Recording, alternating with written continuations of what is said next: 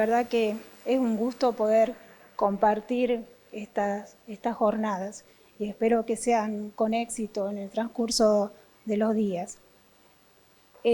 Bueno, a mí me toca hablar un tema con el que es un desafío para los cardiólogos y sobre todo para el cardiólogo intervencionista cuando se nos presenta este paciente. Como sabemos, la mortalidad en el infarto con supra-ST depende de varios factores: la clase de KILIP en el momento de presentación, la edad avanzada, la presencia de factores de riesgo cardiovascular, la función ventricular izquierda, la extensión de la enfermedad de las arterias coronarias y el retraso, y sobre todo el retraso en el tratamiento de reperfusión. El 50% de los pacientes con síndrome coronario agudo se presentan con enfermedad coronaria de múltiples vasos. El shock cardiogénico tiene una tasa de presentación de un 4 hasta un 11% en los síndromes coronarios agudos. De los pacientes con shock cardiogénico, el 80% tienen enfermedad coronaria múltiple vaso. El shock cardiogénico sigue siendo, a pesar de haber avanzado la terapia de reperfusión a lo largo de los años, sigue siendo la principal causa de mortalidad intrahospitalaria, con una mortalidad tan alta que llega hasta un 50%. En el caso de Argentina, según los registros del ARGEN-IAN, los pacientes con síndrome coronario agudo con supra-ST se presentaron con un shock cardiogénico en un 7-8% de los casos. Y en nuestro país, la mortalidad hospitalaria de un paciente con supra y shock cardiogénico llega a un 60%. Como sabemos, dijimos que los pacientes con shock cardiogénico e infarto de múltiples vasos tienen un 80% de enfermedad coronaria de múltiples vasos. Sabemos que la enfermedad coronaria de múltiples vasos tiene un impacto en el pronóstico. A medida que aumenta el número de vasos comprometidos, se va duplicando la mortalidad.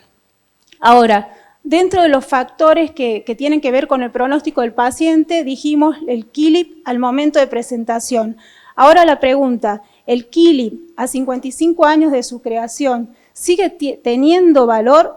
Bueno, este es un trabajo que realizó un grupo del Hospital Español de Rosario, donde compararon, digamos, las características del KILIP antiguo del año 69 con el KILIP actual y claramente tiene valor, pero obviamente es menor la mortalidad. No es la misma el KILIP-D que le daban la mortalidad hace 55 años que el KILIP-D actualmente, ¿sí? Bajó de un 81 a un 57%. ¿Cuáles son las causas de shock cardiogénico en los pacientes con infarto con supra-ST? La principal causa de shock cardiogénico es la disfunción ventricular izquierda y luego le siguen las complicaciones mecánicas y las arritmias. ¿Cuál es la fisiopatogenia del shock cardiogénico? Para que se produzca el shock cardiogénico se necesita una disfunción ventricular izquierda, por lo menos tiene que estar comprometida un 40% de la masa del ventrículo izquierdo. Eso genera una caída del gasto cardíaco con una hipoperfusión de los órganos, con isquemia miocárdica y se activa todo un sistema de liberación de citoquinas, de inflamación y una respuesta vasoconstrictora compensatoria. Hay diferentes parámetros para definir actualmente el shock cardiogénico. Yo acá el que puse, el último que presentó el consenso de la Sociedad Argentina de Cardiología de Shock, que tiene en cuenta 3 parámetros. Los parámetros clínicos, que es tener una presión arterial igual o menor a 90 por al menos de 30 minutos, con signos de hipoperfusión periférica o con requerimiento de vasopresores para lograr una presión mayor a 90. Si el paciente tiene colocado un catéter de Swan-Ganz, los parámetros hemodinámicos, que es un índice cardíaco menor a 2.2 con una wedge mayor de 16, y los criterios de perfusión, deterioro del sensorio, oliguria, alteraciones del llenado capilar y el ácido láctico, ¿sí? Un ácido láctico mayor a 2. Ahora, independientemente que el síndrome coronario agudo sea con o sin supra-ST, es una emergencia médica y debe ser trasladado a la brevedad a un centro terciario para la realización de una coronariografía. Por eso es fundamental todo el manejo, todo lo que es las redes del infarto, ¿sí? El sistema de hub y spoke. Nosotros acá en Catamarca tenemos una red de infarto donde se ha hecho un consorte entre lo público y lo privado, y logramos generar la derivación rápida del paciente a los centros con hemodinamia. Un paciente con shock, esto es el viejo trabajo, el trabajo tradicional, donde, digamos, sentó las bases para la revascularización urgente del paciente con infarto y shock cardiogénico. Este es el Shock Trial, que es un trabajo viejo publicado en el New England, donde los pacientes con infarto y shock de menos de 36 horas se randomizaban a revascularización urgente, la mayoría dentro de 6 horas, ya sea por angioplastia o cirugía, versus el tratamiento médico, que era trombolítico. La mayoría de los pacientes tenían colocado balón de contrapulsación. Y este trabajo, básicamente lo que arrojó es que a los 30 días no había diferencias significativas en la mortalidad, pero sí a los 6 meses. Entonces, este trabajo, en base a los resultados de este trabajo, se recomendó considerar seriamente la revascularización temprana en pacientes con infarto complicado con shock cardiogénico. Según este trabajo, cada 8 pacientes se podía salvar una vida. Esto es una extensión al año, donde se veía claramente la sobrevida de los pacientes con revascularización temprana. Ahora, ¿cuándo? O sea, sabemos que hay que revascularizarlo. ¿Cuándo? Las últimas guías, tenemos las guías europeas y las guías americanas. Las guías europeas es una indicación clase 1, hacer la coronariografía y seguida de angioplastia si está indicada, y si la angioplastia es fallida o no es factible la angioplastia, también es una indicación clase 1 la revascularización por cirugía por bypass. En las guías americanas, independientemente del tiempo de evolución de shock, indican la revascularización del vaso o con angioplastia o con cirugía. Es una indicación en las guías europeas 2A si el paciente no puede acceder a la coronariografía y a la angioplastia dentro de los 120 minutos, también consideran los trombolíticos siempre y cuando se hayan descartado las complicaciones mecánicas. Este es un subestudio del FIT-STEMI, donde se analizaron dentro del grupo de angioplastia primaria los pacientes en shock, y se vio que aquellos pacientes, digamos, si desde el primer contacto médico que se hacía el diagnóstico, después de los 60 minutos, por cada 10 minutos de retraso que el paciente podía acceder a la angioplastia, aumentaban 3 a 4 muertes por cada 100 pacientes tratados. Por eso este trabajo nos dice que lo ideal en el paciente en shock cardiogénico es tratar que tenga la revascularización dentro de los 90 minutos. Entonces dijimos, la respuesta, ¿cuándo? Lo antes posible. Ahora, dijimos que el 80% de los pacientes con síndrome coronario agudo y supra-ST tienen enfermedad coronaria de múltiples vasos. Entonces, ahí se le presenta el desafío al intervencionista, que hay que revascularizar. Solo el vaso culpable, por ejemplo acá, que tiene ocluida la descendente anterior proximal, o también hay que hacer revascularización completa de los vasos no culpables. Este fue un trabajo que determinó un antes y un después en las guías, que fue el CUL-PRE-SHOCK, donde la hipótesis era que revascularizar solo el vaso culpable en el momento de la angioplastia inmediata era superior a hacer la angioplastia inmediata de todos los vasos en el procedimiento índice. Esto nada más para mostrar 700 pacientes randomizados solo a revascularizar el vaso culpable versus la angioplastia de todos los vasos en el mismo procedimiento. Dentro de las características eran pacientes muy graves, porque un 50% de los pacientes habían sido reanimados, enfermedad de 3 vasos un 60%, con un deterioro severo de la función ventricular. En el caso de los pacientes que se le hizo revascularización solo del vaso culpable, un 17% después se lo revascularizó en etapas. La cantidad de contraste fue mucho mayor en los pacientes con angioplastia múltiple vaso, y sí tuvieron una tasa de soporte mecánico circulatorio bajo de un 28%. Y en realidad todos estos trabajos y esta hipótesis de por qué sí, por qué no, por qué solo el vaso culpable y por qué no todos los vasos en el mismo procedimiento, porque la hipótesis fisiopatogénica es que en general se puede sobrevalorar las lesiones no culpables justamente por un mecanismo de vasoconstricción.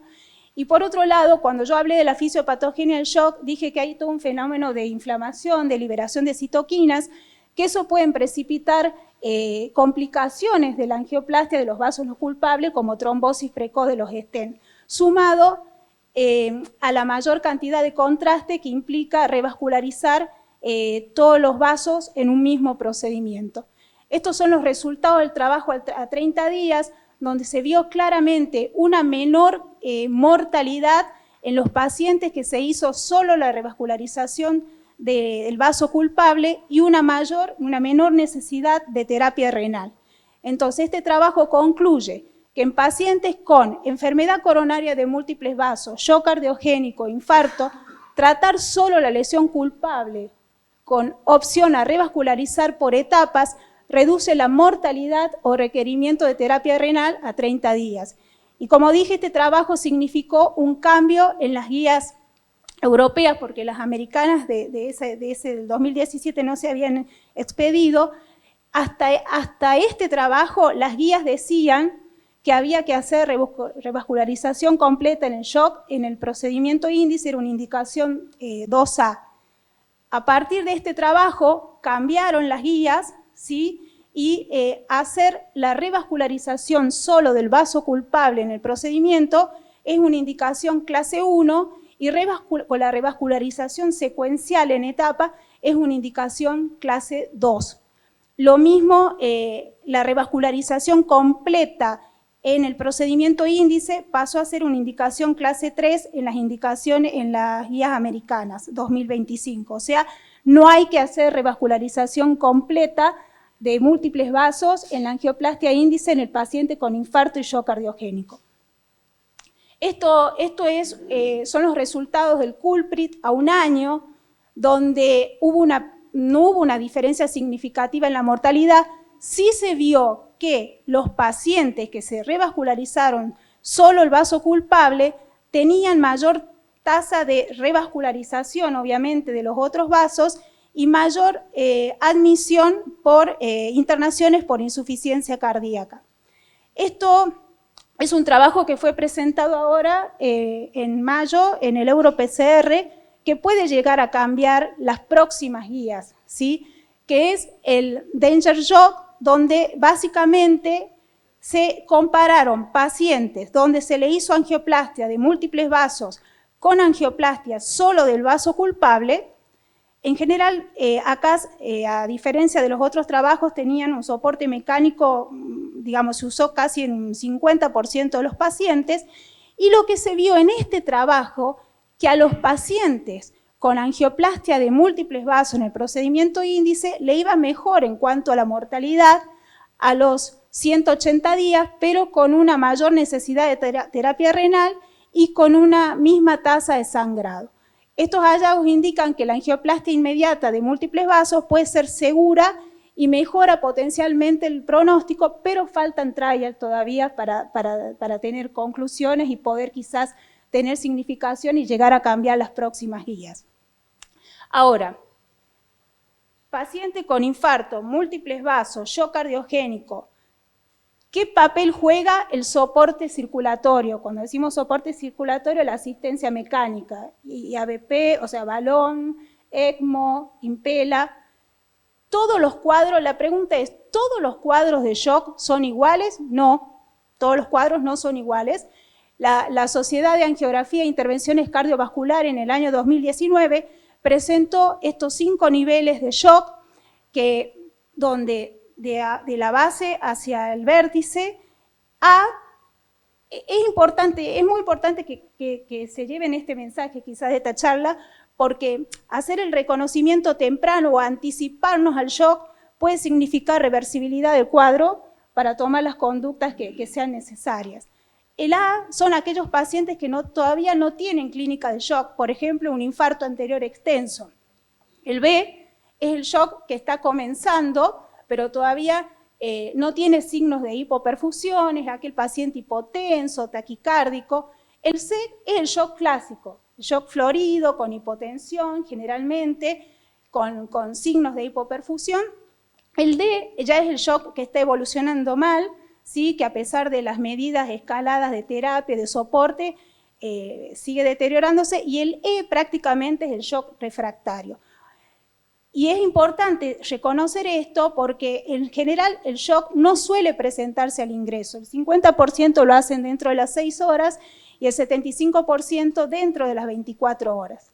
Obviamente, a medida que aumenta el grado, ¿sí? Aumenta la mortalidad. Por ejemplo, acá, según el ArgenShock, en Argentina el 66% de los casos sí lo presentaron al momento del ingreso. Este es el estadio B, que es, dijimos, el estadio que está comenzando, y es importante reconocerlo porque la mayoría, en un promedio de 150 horas, evoluciona a la escala máxima de shock. Hay distintos scores que nos permiten saber, más allá del cuadro clínico del paciente o la presentación, qué probabilidad tiene mi paciente de desarrollar shock. Esto es el score ORBI, que en realidad es un score que se aplica a pacientes que ya se le hizo, que entraron infartados y ya se le hizo la angioplastia primaria. De acuerdo a la puntuación, qué probabilidad tiene ese paciente de desarrollar shock en la internación. Esto básicamente son 13 puntos, tiene en cuenta la edad, la frecuencia cardíaca, con qué flujo quedó TIMI después de la angioplastia, antecedentes de ACV, el KILIP al ingreso, el retraso en el diagnóstico a la angioplastia, si se presentó con paro, la glucemia, si era un infarto anterior y la lesión culpable. A mayor puntaje, mayor probabilidad de desarrollar shock. Ahora, una vez que el paciente ya se le hizo la angioplastia y ya tiene desarrollado el shock, estos también son otros scores, que esto es un score bastante utilizado, porque está validado, que es el score del IABP Shock, que lo divide le da un puntaje de hasta 9, y a mayor puntaje, mayor la mortalidad de mi paciente. Entonces, tenemos que reconocer en qué estadio estamos, y de acuerdo a ello, ver si el soporte mecánico va a ser necesario y va a significar un beneficio para el paciente. Entonces, en el momento de decidir considerar una asistencia mecánica, tenemos que tener en cuenta, hay que individualizar el paciente, tenemos que tener en cuenta qué factores me pueden favorecer el implante temprano en soporte en un paciente con angioplastia primaria. Cuando decimos implante temprano, suele ser dentro de las 24 horas, idealmente dentro de las 30 horas. Los factores son aquel paciente que tiene un shock grave, CDE, que tiene inestabilidad hemodinámica, eléctrica o respiratoria, a pesar de todas las medidas, aquel paciente que tiene una anatomía coronaria de alto riesgo, o sea, se le hizo la angioplastia a la descendente anterior y tiene lesión de tronco, lesión de coronaria derecha, lesión de circunfleja, y paciente con severa disfunción ventricular. Esos son pacientes que favorecen el implante temprano del soporte mecánico. ¿Cuáles son los factores que me pueden llevar a tomar con precaución el implante temprano? La baja experiencia del operador, del team o de la institución, que el paciente tenga una anatomía vascular prohibitiva, y una cosa que es fundamental, que significar implantar un soporte mecánico le significa al paciente un retraso en la perfusión. O sea, y eso pasa. Lo hemos visto, que por implantar no le abren la arteria. Entonces, eso me lleva a tomar con precaución. Entonces, una vez que individualicé, tengo que saber qué tipo de soporte necesita mi paciente, si el paciente tiene falla respiratoria concurrente y si tiene un acceso vascular adecuado. Solamente como para mencionar, estos son los tipos de soporte de asistencia mecánica: el balón de contrapulsación, que la mayoría deben conocer, que tiene una baja tasa de complejidad de implante, y el Impela, que es el que quizás está más en boga y ya vamos a ver cómo lo recomiendan las guías. Acá me gustaría mencionar, como para que sepan, el Impela es una asistencia mecánica que se coloca por vía arterial femoral y que básicamente lo que hace, se lo coloca en el ventrículo a través de la aorta, en el ventrículo izquierdo, y lo que hace es descargar la presión y el volumen desde el ventrículo hacia la aorta. Hay diferentes tipos de impela de acuerdo al volumen que manejen, el que más se conoce es el CP, que maneja 4 litros y que tiene un frenchaje bajo, ¿sí? O sea, el introductor es de 13 French, mucho menos de lo de 20, que es del 5 French y que es mayor la tasa de complejidad de implante. Y el ECMO básicamente es como una bomba de circulación extracorpórea que lo que hace es sacar la sangre no oxigenada de la aurícula derecha, ¿sí? A través de una cánula venosa, llevarla a una bomba de oxigenación y devolverla a la cánula arterial, ¿sí? Pero para poder colocar el ECMO, o sea, en general se indica sobre todo a pacientes que tienen falla biventricular y falla respiratoria concomitante. En el caso del Impela, a veces se asocian los soportes mecánicos, porque por ejemplo en el caso del Impela, para poder colocar un Impela, el paciente no tiene que tener falla respiratoria, si lo vas a colocar solo al Impela, o disfunción ventricular derecha, que suele estar la disfunción ventricular derecha hasta en el 30% de los pacientes con shock cardiogénico. Ahora, este es un trabajo presentado en el 2012 que también cambió las guías. El uso del balón de contrapulsación no redujo significativamente la mortalidad a 30 días en pacientes con shock cardiogénico complicado con infarto, para quienes una estrategia de revascularización temprana fue planificada. O sea, en base a este trabajo, las guías europeas y americanas pasó a ser indicación clase 3, o sea, no está recomendado el uso, y eso recalco, el uso rutinario del balón en el shock cardiogénico y el infarto. Esto nada más para mencionar, porque este trabajo no dio diferencias en cuanto a la mortalidad a los 30 días. Este trabajo es importante que lo conozca, que es el Danger Shock, donde se randomizó pacientes con soporte mecánico. Esto que dice ahí que es microaxial flujo es el Impela que les hablé, ¿sí? Acá se ve, está colocada la bomba acá en el ventrículo izquierdo, y se randomizó a pacientes con infarto revascularizados a Impela versus tratamiento estándar del shock, y claramente se dio a los 180 días, redujo la mortalidad del paciente en shock a los 180 días, sí con una tasa mayor de complicaciones, sobre todo a expensas de sangrado. Esto es un trabajo sobre el implante del ECMO, que básicamente lo que nos dice, se comparó pacientes con implante precoz y con implante de acuerdo a evolución del shock. Y también se vio que el uso rutinario del ECMO no significó diferencia de mortalidad a los 30 días. Es así que, en base a todos estos trabajos, las guías europeas recomiendan, tienen una indicación 2, ¿sí? Colocar asistencia mecánica al paciente con síndrome coronario agudo y shock cardiogénico grave, refractario, que suele ser el CDE, que hablamos de la escala.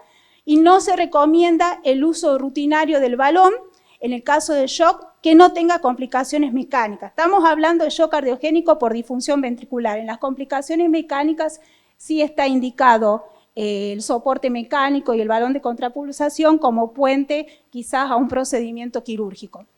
Las guías americanas también básicamente dicen lo mismo. Este es un trabajo nada más donde muestra, que se presentó no hace tanto, donde muestra que el implante temprano mejora la mortalidad, dentro de las 24 horas mejora la mortalidad de los pacientes. Estos son los resultados, estos son los números en Argentina, estos son los resultados presentados en el ARGEN-IAN, que es el ARGEN Shock. Se analizaron 114 pacientes, el 94% recibió reperfusión, de ellos el 80% angioplastia, enfermedad de múltiples vasos 80, y solo se revascularizó el vaso culpable el 28. Y miren la mortalidad. La mortalidad de un 60% es altísima. Y eso es ¿por qué? Porque si bien tuvo una tasa alta de reperfusión, esto ya lo hemos visto en varias mesas de infarto, es porque la reperfusión llega tarde. No llega, o sea, llega, pero no llega en tiempo y forma. Voy a pasar esto porque ya nos extendemos.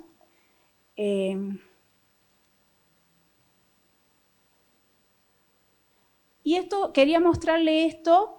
Esto es un trabajo, esto está presentado en el ARGENIAN, que son indicadores de calidad de una población del Sanatorio Pasteur de 436 pacientes, donde estoy hablando en general de pacientes con síndrome coronario agudo que fueron angioplastia, con y sin shock. En general, es para destacar, nosotros tenemos una media de tiempo puerta-balón de 66 minutos, ¿sí? Acá el 5% de los pacientes se presentaron en KILIP-D. La mortalidad total bruta de todos los pacientes, que ahí incluye la parada cardíaca, fue de un 8%. Y cuando se excluyó los pacientes que entraron en paro, que tuvieron paro en la sala de hemodinamia, y los pacientes en KILIP-4, nuestra letalidad ajustada del sanatorio es de un 3.2%. La verdad que esos números son muy buenos porque uno ha hecho lo que se llama modificar puertas afuera y puertas adentro. Puertas afuera es esto de la activación de la red, la ambulancia, el que recibe, el que recepciona la llamada del servicio de emergencia, y puerta de adentro es, por ejemplo, bypassar la guardia, que el paciente pase rápidamente a la sala de hemodinamia. Entonces, todo este trabajo en equipo ha hecho que estemos manejando estos números en la mortalidad en el infarto. Entonces, para concluir, me gustaría que se lleven estos mensajes. Primero, la necesidad de un shock team, el manejo multidisciplinario entre el intervencionista, el emergentólogo, el cardiólogo, con las redes de derivación que claramente han demostrado que disminuye la mortalidad. El diagnóstico precoz de situación, o sea, reconocer los cuadros de presentación de mayor riesgo utilizando los diferentes scores validados y que ello puede significar reversibilidad del cuadro. El manejo óptimo, reconocer que el shock tiene diferentes niveles y de acuerdo a ello su manejo. La revascularización óptima es revascularizar el vaso culpable y luego en etapas cuando esté indicado, ¿sí? Aunque esto dijimos que puede llegar a cambiar. Y por último, el soporte hemodinámico precoz, que la utilización del soporte circulatorio, de acuerdo, cuando esté indicado de acuerdo al nivel de presentación, no retrase la terapia de reperfusión. Y bueno, este es parte de nuestro equipo con el que trabajamos todos los días. Muchas gracias. Con infarto, con fibrilación auricular, es la necesidad de asociar la doble antiagregación con anticoagulación.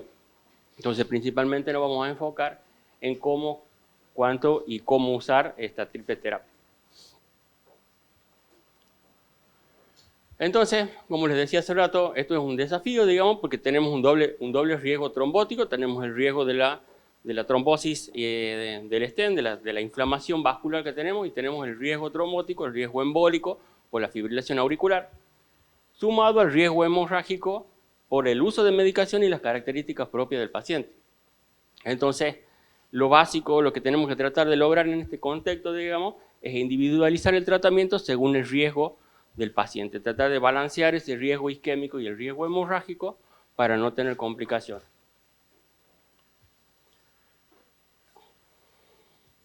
Lamentablemente no se nota bien en esto, pero nosotros vamos a iniciar desde acá, en ese cuadrito, en un esquema del tratamiento del infarto. En este cuadrito, lo que dice consideraciones, aquí tenemos angioplastia primaria y qué usar. Para la rama prasugrel ticagrelor y para la otra rama clopidogrel. En el cuadrito dice consideraciones, contraindicaciones. Cuando necesitamos anticoagulación, cuando el riesgo de sangrado es alto, cuando hay hemorragia intracraneal previa, cuando hay sangrado gastrointestinal no controlado o cuando hay insuficiencia hepática grave. En esas consideraciones ya tenemos la primera traba para que evaluar en el tratamiento de la doble antiagregación. Porque ya con esas consideraciones no podemos usar ni prasugrel ni ticagrelor. Entonces pasamos a la rama que es clopidogrel. Entonces de base, lo que ya vamos sabiendo es que lo que tenemos en la indicación es la necesidad de utilizar lo que es el clopidogrel. Bueno, aquí nos ha quedado muy chiquito que no se ve así en mi pantalla, pero bueno. Este es un esquema de la guía del 2024 de la Sociedad Europea. Esto nos está hablando del tipo de anticoagulación asociado a la doble terapia, que la doble terapia es aspirina y clopidogrel. lo que tenemos arriba como indicación clase 1, que es lo que está en verde, lo que nos pide es iniciar la anticoagulación con nuevos anticoagulantes en lugar de los antagonistas de la vitamina K. En la parte de abajo, aquí tenemos, en el primer cuadrito, tenemos el tiempo, que es la línea que está arriba, y en el primer cuadrito es lo que tenemos con evidencia de clase 1, que es usar aspirina, doble integración, aspirina y clopidogrel, asociado a anticoagulación durante una semana, que es el tiempo que dura aproximadamente una internación y un poquito más. Suspender a la semana y seguir con doble antiagregación, que es con antiagregación y anticoagulación, con clopidogrel y algunos de los nuevos anticoagulantes hasta el año y posteriormente anticoagulantes solo. En la segunda línea tenemos una consideración, que es con una indicación clase 2A, digamos, que es el tiempo prolongado en los pacientes con alto riesgo isquémico. Podemos prolongar esa semana que tenemos inicialmente hasta un mes. Ese riesgo isquémico está dado por distintas características, que están dadas por las características del paciente, por el tipo de procedimiento y por la extensión de la enfermedad principalmente. Entonces, en esos pacientes podemos prolongarnos hasta el mes con la triple terapia. Las recomendaciones de la Sociedad Argentina de Cardiología coinciden con las guías de la Sociedad Europea, prefiriendo los nuevos anticoagulantes sobre los antagonistas de la vitamina K, el clopidogrel como antiagregante, como P2Y12, y la triple terapia un máximo de 7 días, individualizando la duración de la doble terapia de acuerdo al balance entre isquemia y hemorragia, que podemos evaluarla con estos dos scores que ya sabemos utilizar para fibrilación auricular. Bueno, en las guías de la SAC, en el manejo de antitrombóticos, esto es del 2023, se plantea la misma situación, tiene el mismo nivel de evidencia y de indicaciones que la Sociedad Europea. Y aquí, ¿cómo elegimos? Y aquí nos planteamos, digamos, después de todo esto, cómo elegir la duración. Cuando tenemos alto riesgo trombótico, prolongamos triple terapia siempre hasta el mes. Y si tenemos alto riesgo hemorrágico, acortamos la triple terapia hasta los 7 días. A esto, ¿cómo lo hacemos? Como les decía hace rato, este es un cuadrito que está en un consenso de prevención de este año, publicado en la revista Argentina de Cardiología, que habla de lo que podemos ver. Tenemos el riesgo hemorrágico, que para este tipo de pacientes siempre el riesgo hemorrágico es permanente a lo largo del tiempo. Y tenemos el riesgo isquémico en azul, que a lo largo del tiempo ese riesgo isquémico va reduciendo por el tratamiento que estamos realizando, disminuyendo la inflamación y con toda la terapia adyuvante que tenemos. Entonces, para individualizar esto tenemos que ver las características del procedimiento, las características clínicas del paciente, y tenemos scores que están validados para balancear la decisión entre el tiempo de anticoagulación, el tiempo de triple terapia y doble terapia.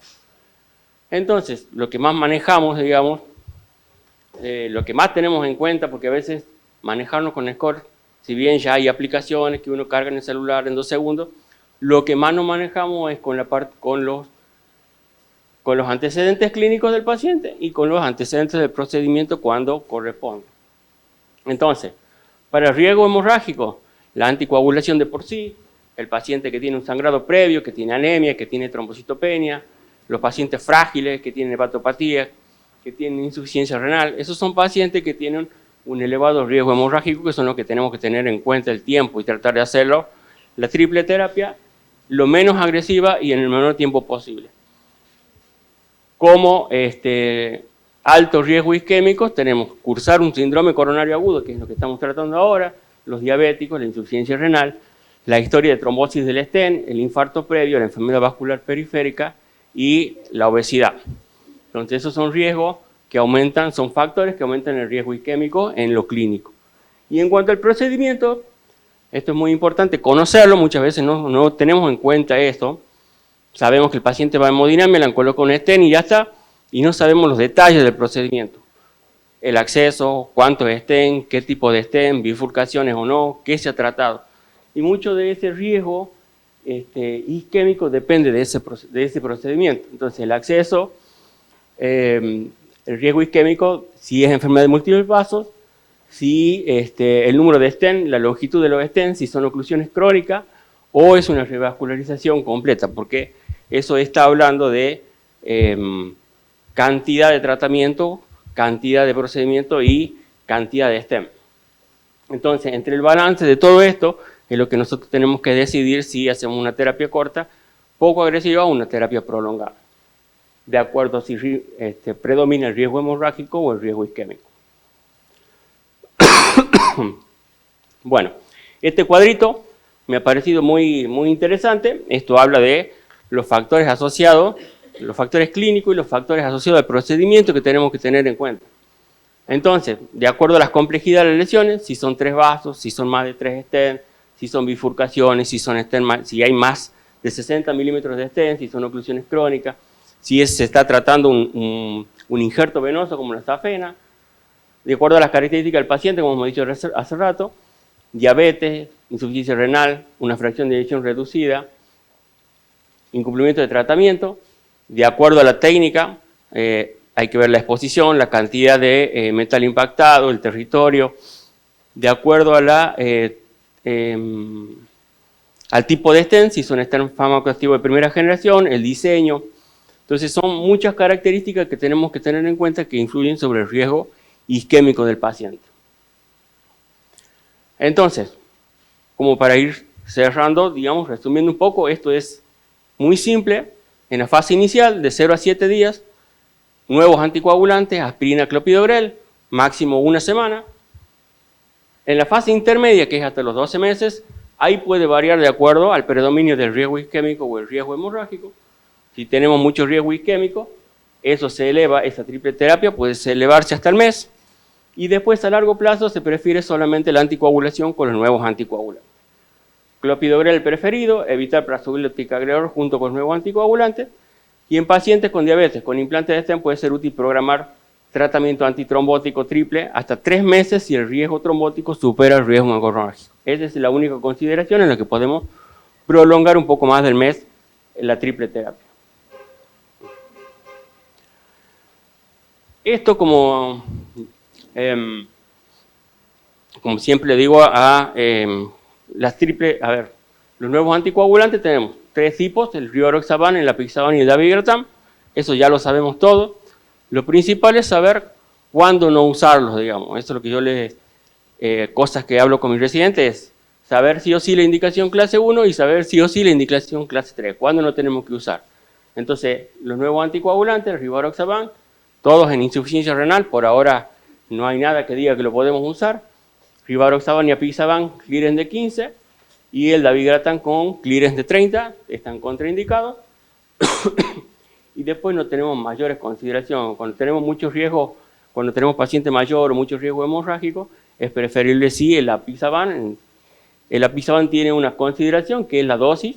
Si podemos reducir la dosis de 5 cada dosis a 2,5 cada dosis, si tenemos 2 criterios, si es un paciente mayor de 80, si pesa menos de 60 kilos o tiene una creatinina mayor de 1,5. En este grupo podemos usar una dosis reducida del apixaban. Bueno, para ir cerrando, digamos, lo hemos hecho cortita.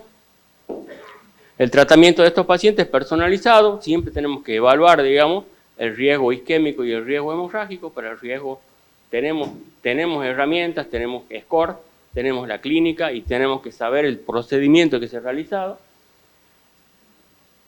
Evitar la triple terapia prolongada, siempre en los casos particulares hasta 3 meses. Priorizar la seguridad sin comprometer la eficacia, reevaluar a los 12 meses y reducir la terapia si es posible. Y el tratamiento ideal es equilibrar el riesgo hemorrágico con el riesgo isquémico. Y con eso termino.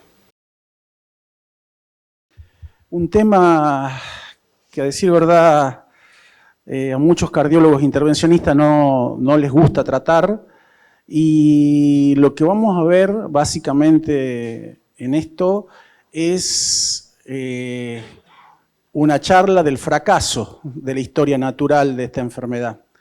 porque llegar a la isquemia crítica, llegar al dolor en reposo, llegar a la úlcera en reposo, es de un paciente que evidentemente, por cuestiones, llegar a ese punto es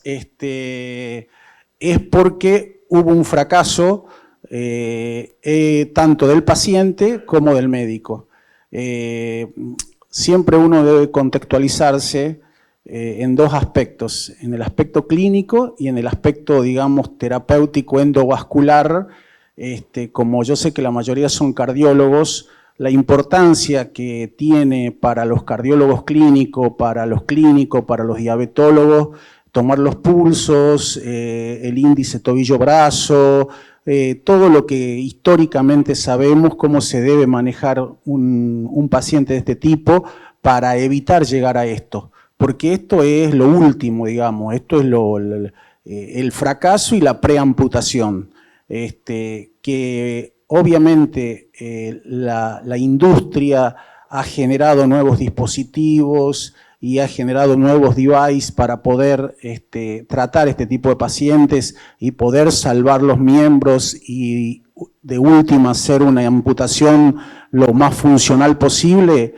Sí se ha generado y lo vamos a ir viendo, pero lo ideal es que no lleguemos a este punto.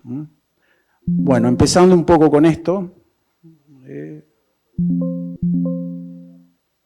La definición es la forma más grave de enfermedad arterial periférica que afecta a la circulación sanguínea en las extremidades, provocando dolor, úlcera o riesgo de amputación.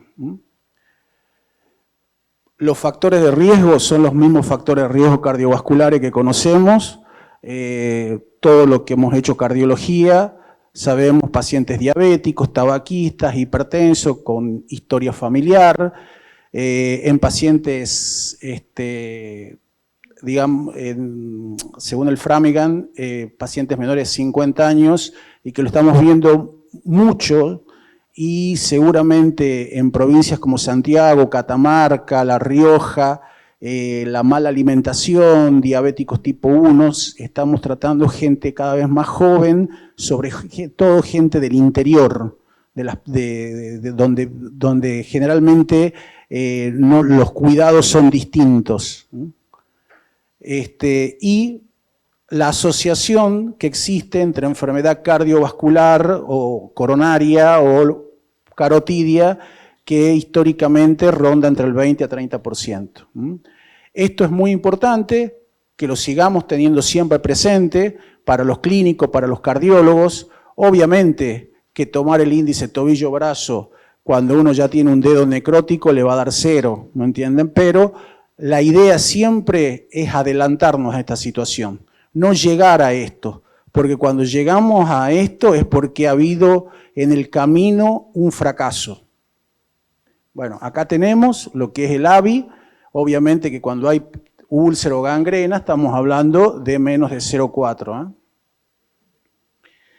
Las clásicas clasificaciones de Rutherford, de Fontaine, que hablamos de los últimos estadios, el estadio 4, cuando hay dolor o úlcera, y esto es de manejo multidisciplinario. Cuando llegamos al punto donde hay dolor en reposo o hay úlceras o el paciente está digamos, con alto riesgo de perder el miembro, la intervención de todos estos especialistas es fundamental para tratar de salvar el miembro y muchas veces la vida. ¿Por qué? Porque, como decíamos, esto se asocia muchas veces, y lo vamos a ver más adelante, a enfermedad aortoilíaca, a enfermedad coronaria o a enfermedad carotidia. Por ejemplo, acá tenemos un caso de un dedo necrótico. Esta es una paciente de 43 años. 43 años, diabética, mal controlada, maltratada, paciente del interior. Otro paciente que se le había hecho ya una cirugía resectiva y se le generó necrosis en la zona, ¿me entienden?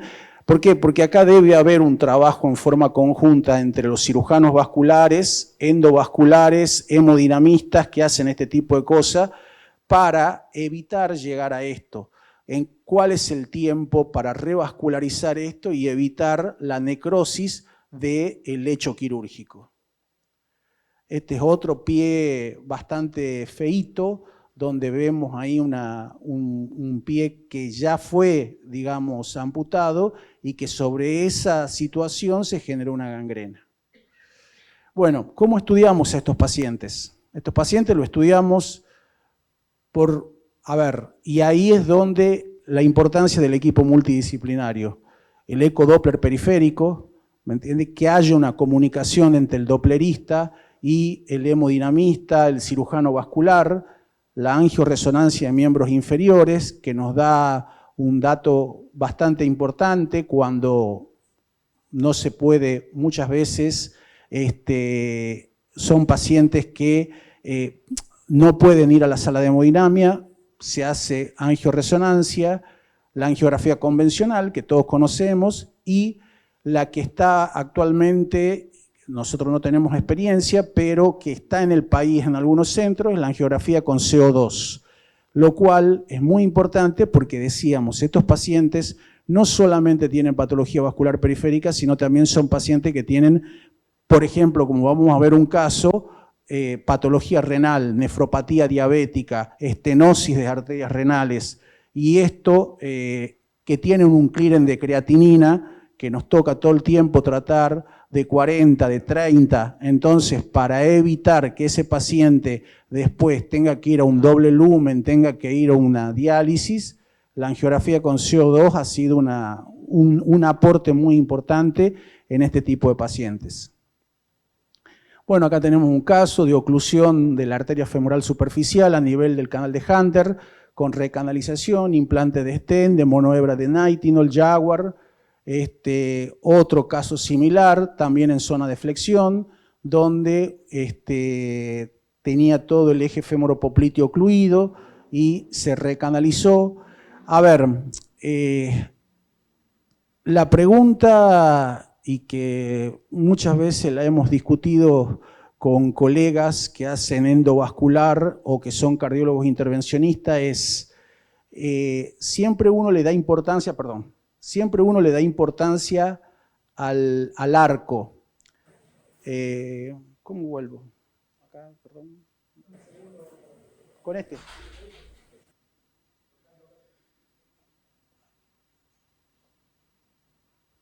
Siempre uno le da importancia al arco. Yo creo que cuando estamos en esta situación, uno tiene que ver fundamentalmente la importancia de nutrir el arco, pero con que llegue un eje vascular al pie y uno pueda calmar la sintomatología, sacarlo al paciente de isquemia crítica, es suficiente. Por ahí, por ensañarnos en decir, bueno, vamos a hacer una revascularización de ambas tibiales, vamos a revascularizar la peronea, lo vamos a dejar con todo abierto, lo dejamos en diálisis porque no todos contamos con angiografía con CO2. Y otra cosa que es muy importante, contextualizarnos en nuestros medios. Vamos a ir viendo cómo ha ido variando y cómo han ido el aporte de nuevos balones, de nuevas cuerdas, ha ido mejorando los resultados de esto, que los mismos estudios lo han ido demostrando. Bueno, acá hay otro caso de una revascularización infrapatelar. En este caso era un paciente también que tenía isquemia crítica, dolor en reposo, tenía oclusión de todos los vasos, pero dado que no tenía, tenía un buen clearance de creatinina, trabajamos sobre las 3 arterias. Y acá están los 3 estudios más clásicos que nos marcan y que nos han guiado a los cardiólogos intervencionistas o a los cirujanos endovasculares y cómo ha ido evolucionando. El Basil 1, que se hizo en el 2005, donde comparaba la angioplastia versus cirugía.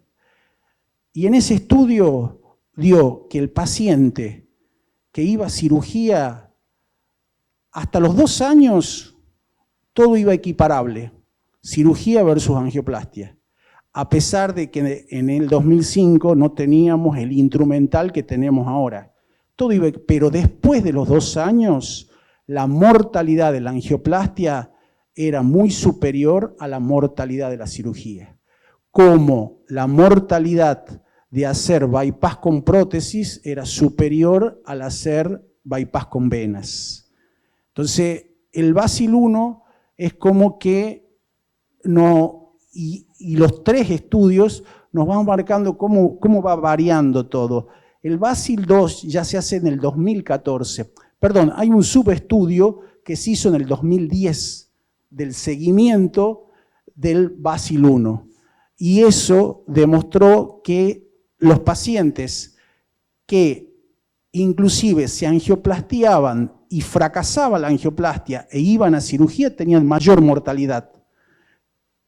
Todo este periodo generó que la industria nos vaya desarrollando nuevas cuerdas, nuevos balones, como les decía, la importancia de, si no tener el material adecuado, no meterse a hacer esto.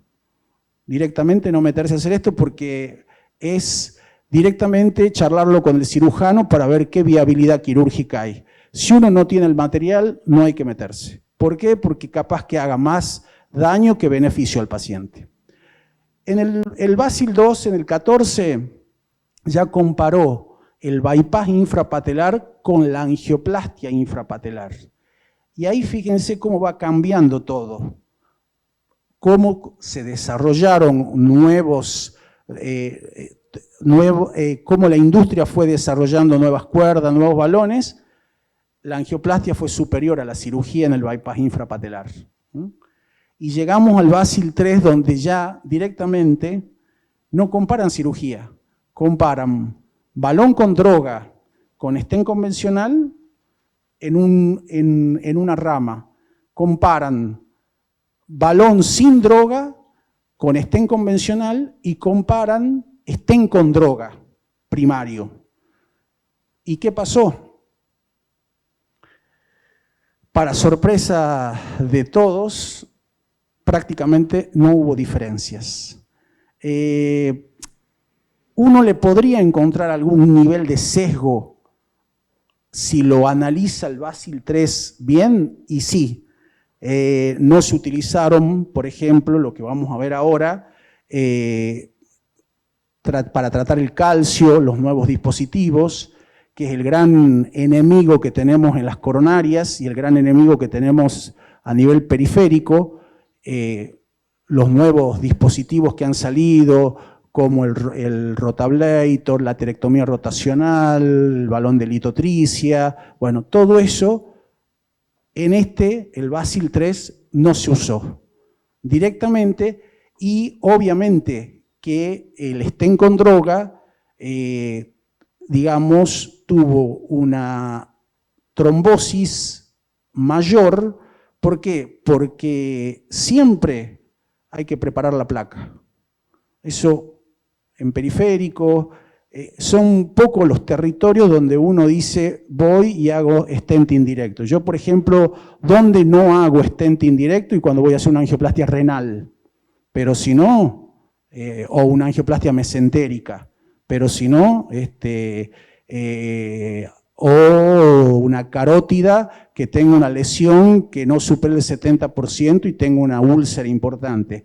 Pero si no, siempre hay que preparar la placa. No sé los hemodinamistas si coinciden en eso. Lo que hablábamos de las nuevas tecnologías, antes del 2018-2016, cuando yo empecé a hacer angioplastia periférica, todo era material 0,35. Todo era material más grueso, ¿me entienden? Hoy todo vamos con material 0,18, vamos con microcatéteres, o sea, ha evolucionado, digamos, favorablemente, pero si uno no tiene esa tecnología, es preferible no hacerlo. Si la obra social no te lo autorizó, porque lamentablemente vivimos en un país muy heterogéneo, donde cada provincia tiene su realidad diferente a otra y donde en muchos lugares no te autorizan algunas cosas, en otras sí. Entonces, muchas veces es preferible charlarlo con el cirujano. Bueno, un gran aporte que viene de la cardiología intervencionista es el IBUS. Hemos tenido oportunidad de hacer IBUS periférico. No nos autorizan regularmente, porque esa es la realidad que nos toca vivir a nosotros, pero cuando lo autorizan es muy, digamos, uno le saca mucho provecho, porque uno va viendo perfectamente, igual que en las coronarias, va viendo el aposicionamiento, o sea, cómo está pegado el stent a la pared, ¿me entiendes? Si es que quedó alguna lesión residual, si quedó protrusión de placa, si quedó algún trombo residual, si quedó algún flap de disección, o sea, siempre en esto uno trata de ir de segmento sano a segmento sano, o sea que el IBU nos ayudaría mucho haciendo un pullback, es decir, un interrogatorio previo para saber de dónde a dónde estentear, si es que se va a estentear o de dónde a dónde se va a hacer balón. El manejo del calcio, un enemigo muy importante y que muchas veces, en este caso, más que manejo del calcio, fue fractura de los estratos del stent, que la única forma de lograr vencerlo era a través de esto, que es los balones de litotricia, que están los coronarios y están los periféricos. Le hicimos balón de litotricia para evitar, digamos, una trombosis residual. Este es un caso de restenosis intrastent. Yo creo que, y lo hemos estado haciendo, es el mejor escenario.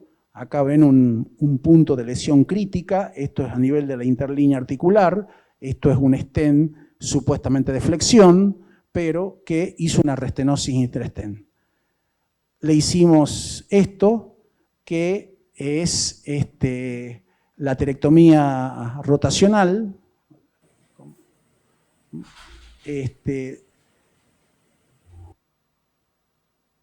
Esto hay dos o tres cositas que parecen que son importantes. Siempre la cuerda tiene que estar endoluminal, no se puede hacer aterectomía rotacional si uno hace recanalización subintimal, o sea, no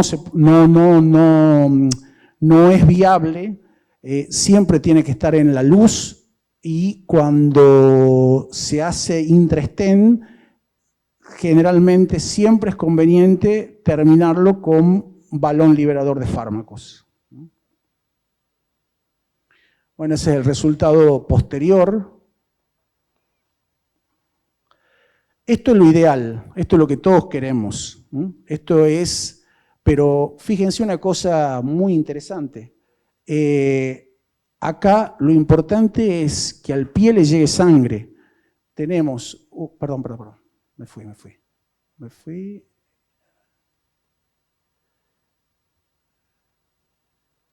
¿Para dónde era que tenía? El chiquito del medio, ahí está. Esto es lo que todos queremos, pero fíjense, ahí la tibial anterior está permeable, le está dando con una tibial posterior ocluida, ¿me entienden? Muy bien desarrollado, todo, pero está ocluida. A ver, valoremos clínicamente al paciente. ¿Realmente vale la pena reintervenirlo para abrirle esa tibial anterior si uno tiene un pie así? Yo creo que no tiene sentido, porque hemos logrado el objetivo, ¿me entiende? El objetivo siempre es clínico, no angiográfico. El objetivo en esto siempre es clínico. Bueno, ahí me estoy yendo para atrás, ahí está. Muchas veces lo que les decía, tenemos pacientes que son diabéticos y fuman, donde se juntan tanto la enfermedad aortoilíaca, como en este caso, una mujer con una llaga aorta, y al mismo tiempo enfermedad infrapatelar difusa típica del diabético. Entonces son pacientes donde la importancia, como el Heart Team que hablaba el doctor Paraltavi, la importancia de sentarse a hablar con el cirujano vascular, con el cirujano endovascular, para ver cuál es la mejor opción para el acceso, para cómo tratamos esto, cómo tratamos lo de abajo, cuál es lo prioritario, ¿me entienden? Todas esas cosas es una charla que no la puede tomar solamente el cardiólogo intervencionista o el hemodinamista. Situaciones como esta, donde uno acá, no sé si se logra identificar, tiene una estenosis severa de la arteria renal. Esta es una paciente que vamos a intervenir mañana justamente, que la estudiamos, una mujer de 43 años. Esto es lo que les contaba, el aparatito para hacer angiografía con CO2 cuando tenemos situaciones como con pacientes diabéticas, con nefropatía diabética y con estenosis de arteria renal, en este caso asociada. Esta es la imagen que se ve, nosotros no tenemos experiencia, esto lo saqué de la literatura, pequeño aneurisma de aorta abdominal, pero la imagen que se ve, que es bastante buena en periféricos, en la angiografía con CO2. Este es otro nuevo dispositivo que salió, nosotros no tenemos experiencia, la angiografía con láser es un sistema donde se emite el haz y se va generando la recanalización y obviamente que queda un canalículo, a través de ese canalículo uno pasa la cuerda y siempre terminar con balón con droga o estén con droga dependiendo del territorio. Es lo que les comentaba, cuando se asocia la patología infrapatelar del diabético puramente con la patología aortoilíaca, bueno, decir, juntarnos una vez más con el cirujano, juntarnos con el cirujano endovascular, con el vascular, y conversar cómo abordamos a este paciente, por qué territorio comenzamos, cómo tratamos esta situación, y con qué materiales disponemos. Y en nuestro medio, qué nos autorizan o qué no nos autorizan. ¿Me entiendes? Eso también es muy importante. Nosotros hemos hecho técnicas híbridas, en pacientes bastante complejos, donde había toda una enfermedad oclusiva de todo el eje ilíaco y fémoro-popliteo. Entonces, muchas veces necesitas hacer técnicas híbridas. Tenemos una experiencia bastante interesante también con respecto al tema de las punciones retrógradas, de punción pedia, de punción de tibial de posterior, donde hemos tenido, digamos, en general muy buenos resultados. Bueno, esto es algo que es muy importante, que se ha desarrollado en los últimos años, que son los balones largos, los balones cónicos de 200, que evitan las disecciones espiraladas, evitan un montón de complicaciones que teníamos antes y que es lo que les comentaba, cómo ha ido evolucionando la tecnología en el manejo de este tipo de pacientes. Bueno, concluyendo un poco con esto, volvemos al principio. Es una enfermedad compleja, equipo multidisciplinario, en estadios avanzados es un predictor de mortalidad cardiovascular, creo que eso lo saben todos, y las nuevas estrategias basadas en el avance de la tecnología han permitido que las técnicas endovasculares mejoren ostensiblemente sus resultados y la permeabilidad primaria en este tipo de pacientes para poder, digamos, salvar el miembro, o si va a una amputación, que sea la amputación lo más funcional posible, sobre todo en personas jóvenes. Muchas gracias.